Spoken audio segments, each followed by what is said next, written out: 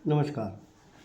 आज महाकुंभ पर्व पे आप कहीं भी हों, वहाँ से आप कुंभ जहाँ लगा है माने प्रयागराज, उधर उस तरीके अपना चेहरा करिए और उधर की तरफ जो डायरेक्शन है जहाँ पे प्रयागराज का दिख रहा है आपको, उधर की तरफ सर करके आप 2 प्रणाम कर सकते हैं।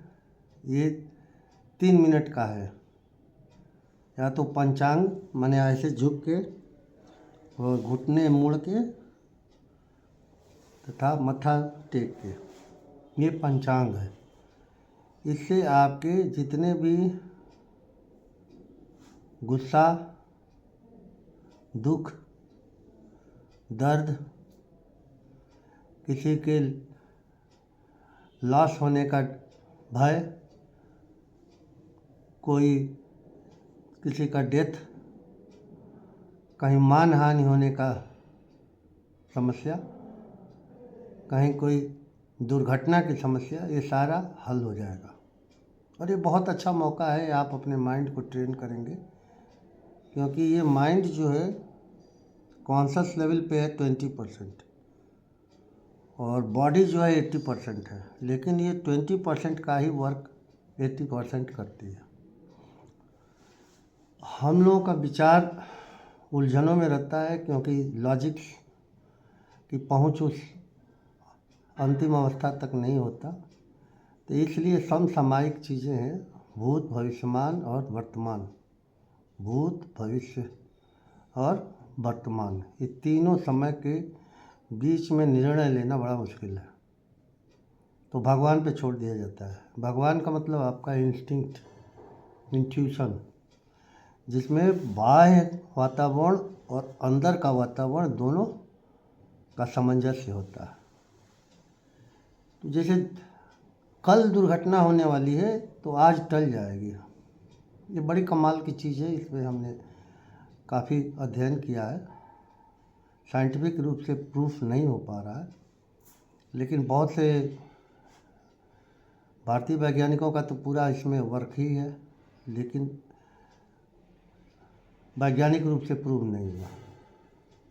दूसरी चीज़, कोई आपका नुकसान करने वाला हो, कोई दुश्मन, कोई संबंध बिगड़ने वाला हो, वो सारी चीज़ें इसमें रिजॉल्व हो जाती हैं, क्योंकि आपका अंतःकरण पवित्र हो जाता है और दया करुणा में जाता है। जो मेन फ्रीक्वेंसी है दया करुणा का है, क्योंकि हम स्पेस में आए हैं तो कहीं ना कहीं किसी न किसी के अस्तित्व में बाधक है। आप समझ रहे हैं? जब तक बच्चे हैं तब तक माँ बाप आपको प्रोटेक्टेड किए हुए हैं, जब बड़े हो जाएंगे तो बाधा स्टार्ट हो जाएगी। तो ये ना समझिए कि कुछ ना कुछ हम लोगों से पाप हो रहा है कि नहीं।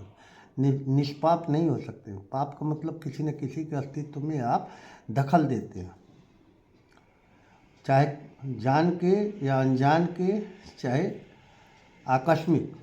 तो ये सारी चीज़ों को आपको विलय करना है। और कैसे छोड़े, यह आत्मसमर्पण का विधि है। बहुत से सच्चे व्यक्ति हैं जो थाने में, कचहरी में बुला बुला के अपराधी घोषित करा दिए जाते हैं। तो उनका जो है दिमाग के ऊपर कहीं न कहीं से दबाव आता है और बार बार फियर, डर के मारे वहाँ जाते हैं कि बच जाएंगे, और फिर धीरे धीरे उनके लिए ये बहुत अच्छी प्रार्थना है कि आप जहाँ पे संगम में, संगम का मतलब गंगा, यमुना और सरस्वती।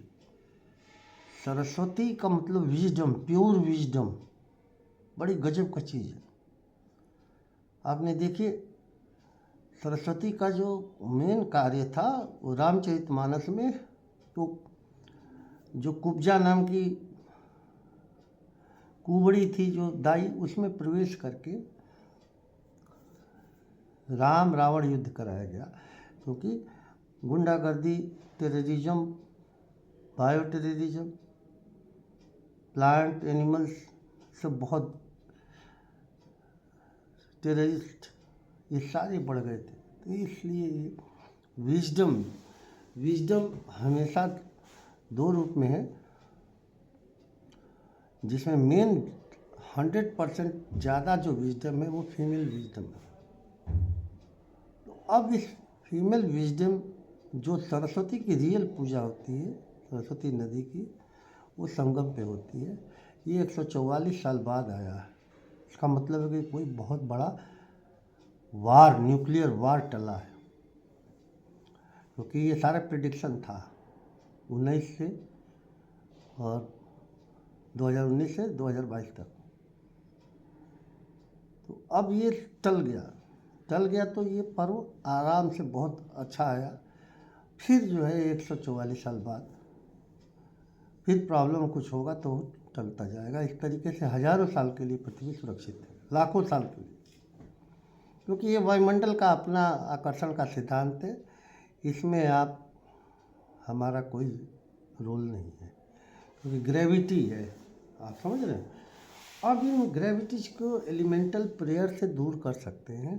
तो दूर करने में ये भी देखा गया है कि कई बार जो है बहुत सिद्धि नहीं मिलती। सिद्धि का मतलब जो चाहते हैं वो नहीं मिलता। तो इसमें देखा गया कि नहीं मिला तो इसका मतलब है कुछ बहुत ख़राब चीज़ हो रहा आने वाला था, वो बिल्कुल ख़त्म हो गया, वो टल गया। आप समझ रहे हैं, क्योंकि सत्य की अपनी परिभाषा है, सत्य का अपना महत्व है। शिव का अलग महत्व है। शिव माने स्पिरिट, स्पिरिचुअलिटी, और सुरक्षा का अलग महत्व है, क्योंकि सुरक्षा बहुत ज़रूरी है। तो शिव सुंदर भी है, ब्यूटी का अलग महत्व है। आप देखें डांस, ड्रामा, इसमें कितना प्रभावकारी चीज़ है। तो इस तरीके से आपने को सरेंडर करना है, और ये सरेंडर आप घर में से करिए। पैसे की भी बचत होगी, अनायास एक्सीडेंट्स की भी बचत होगी, भीड़ की भी बचत होगी, और अननेसेसरी बॉडी को स्ट्रेस देने की भी बचत होगी।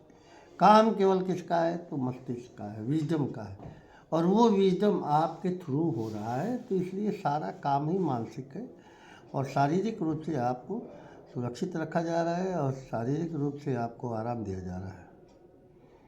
तो इस तरीके से करिए। दूसरा इमीडिएट इफेक्ट जो है, जो आपको हर कारण और निर्णायक स्थिति पे ला देगा, जो पाप कर्म, पूर्ण कर्म, पूर्वाग्रह तथा पिछले जन्म का कर्म जो हम लोग सोचते हैं, वो सारे रिफ्लेक्सेस, हैबिट्स,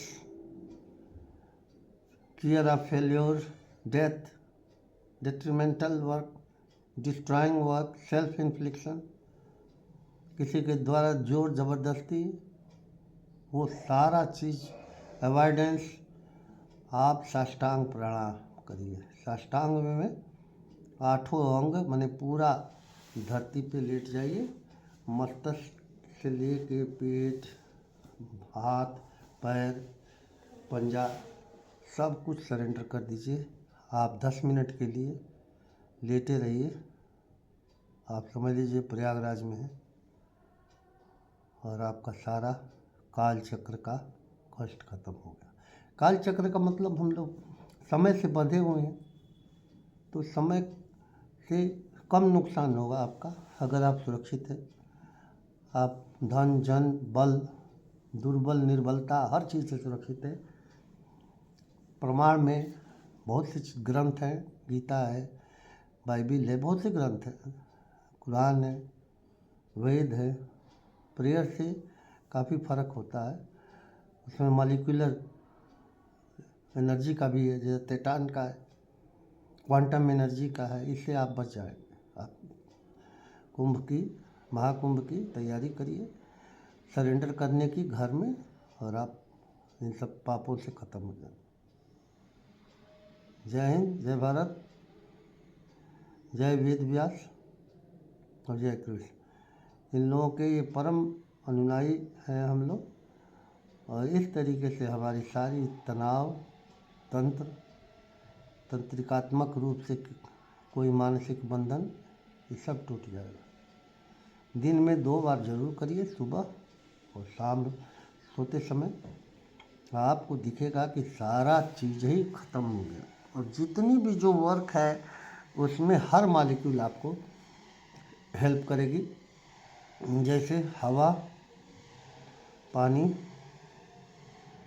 अग्नि, स्पेस माने जहाँ सो रहे हो वो, तथा एनिमल्स, और इवन देन टाइम, जो टाइम है वक्त भी आपका हेल्प करेगा, बशर्ते कि आप इन पे विश्वास करिए, फेथ रखिए।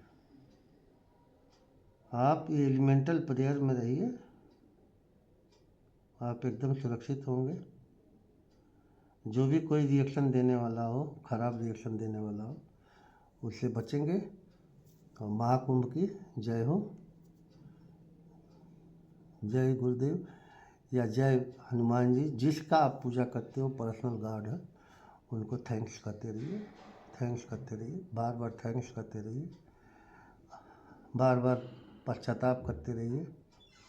बहुत लोग अंग्रेजी में कहते हैं I am sorry, please excuse me, please excuse me. उसी तरीके से हमारे यहाँ देवी आवाहन में भी प्रार्थना किया जाता है, मैं क्षमा मांगता हूँ, मुझे कुछ नहीं आता, ईगो न बढ़ जाए, है ना। क्षमा मांगिए, और धीरे धीरे धन्यवाद दिया जाता है कि वो वाइब्रेशन अपने वायुमंडल में चला जाए।